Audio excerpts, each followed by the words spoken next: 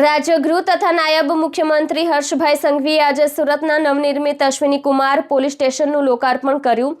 આ લોકાર્પણ સાથે સુરત શહેરમાં પોલીસ સ્ટેશનોની સંખ્યા 41 થઈ ગઈ છે। રાજ્યગૃહ તથા નાયબ મુખ્યમંત્રી હર્ષભાઈ સંઘવીએ આજે સુરતના નવનિર્મિત અશ્વિની કુમાર પોલીસ સ્ટેશનનું લોકાર્પણ કર્યું। આ નવા પોલીસ સ્ટેશન સાથે સુરત શહેરમાં પોલીસ સ્ટેશનોની સંખ્યા 41 થઈ છે। લગભગ 50 લાખની વસ્તી ધરાવતા સુરત શહેરમાં કાયદો વ્યવસ્થા, શાંતિ સલામતી અને સુરક્ષા સુનિશ્ચિત કરવા આ પગલું ભરવામાં આવ્યું છે। નાયબ મુખ્યમંત્રી હર્ષ સંઘવીએ કહ્યું કે શહેરના વિકાસને અનુરૂપ પોલીસ સુવિધાઓનો વિસ્તાર આવશ્યક છે। આ નવું પોલીસ સ્ટેશન નાગરિકોની સુરક્ષા સુનિશ્ચિત કરવામાં મહત્વનો ભાગ ભજવશે। આ ઐતિહાસિક પ્રસંગે શહેરના નામી હીરા ઉદ્યોગ સાથે જોડાયેલા અગ્રણીઓ, શહેરની નામી હસ્તીઓ, ધારાસભ્યો અને સાંસદ શ્રી મુકેશ દલાલ ઉપસ્થિત રહ્યા। અશ્વિની કુમાર પોલીસ સ્ટેશન વિસ્તારમાં વસતા નાગરિકો માટે ત્વરિત પોલીસ સહાય અને સુરક્ષા સુવિધાઓ પૂરી પાડવામાં મહત્વની ભૂમિકા ભજવશે। આ પોલીસ સ્ટેશન આધુનિક સુવિધાઓથી સજ્જ છે।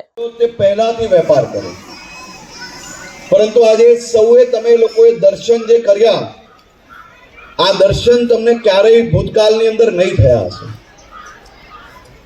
તેરા તુજકો અર્પણના માધ્યમથી જેનો રાત દિવસ મહેનત કરીને જેની બચત હોય, જે વ્યક્તિએ પોતાના દીકરા દીકરી માટે કોઈક સોનું ખરીદ્યું હોય, કોઈકે વેપારના માધ્યમથી હજારો લોકોને રોજગારી આપી હોય, એવા વેપારીઓને આર્થિક રીતે કોઈ નુકસાન ના થાય તે માટે તેરા તુજકો અર્પણ કાર્યક્રમ ચાલુ કરવામાં આવ્યો છે।